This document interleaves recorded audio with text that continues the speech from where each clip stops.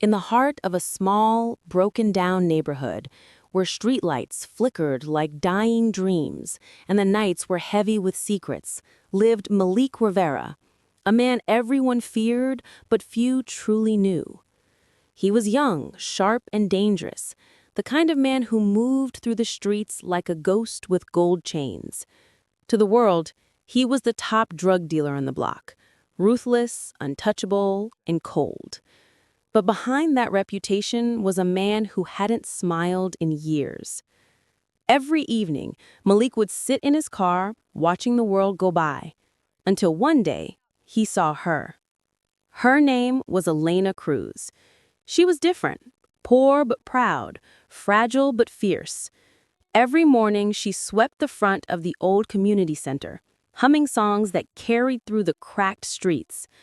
Malik didn't know why he couldn't stop watching her. Maybe it was the way she smiled at the neighborhood kids, or how her laughter didn't seem to belong in a place so dark.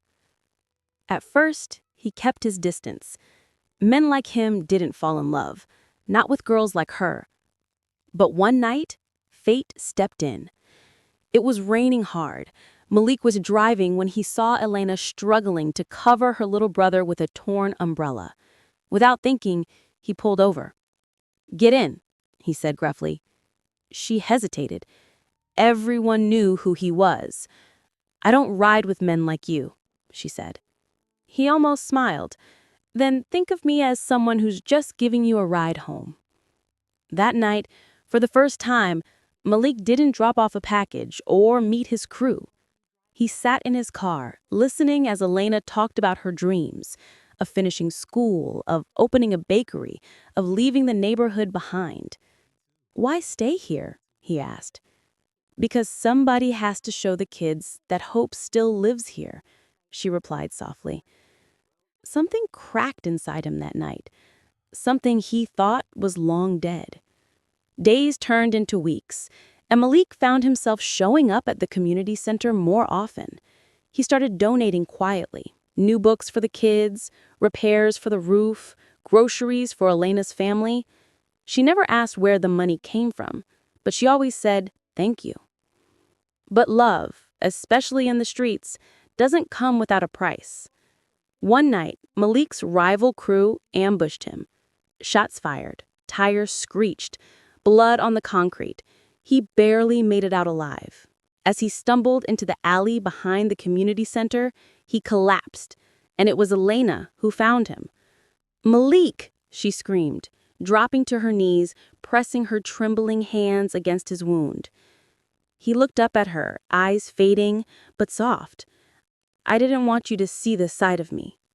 "Then stop," she whispered through tears. "You don't have to live like this. You can change."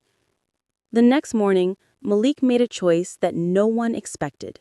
He walked away from the money, the crew, the streets. It wasn't easy. People laughed. Some threatened him. But for the first time, he didn't care. Months passed, and he started working with Elena at the community center, fixing broken windows, painting walls, and teaching kids how to stay out of the life he once lived. Slowly, the fear in people's eyes turned into respect.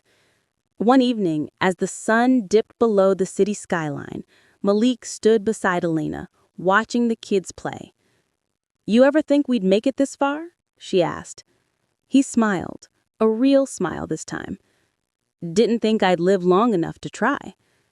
Elena took his hand, her eyes full of warmth. "Then let's keep living."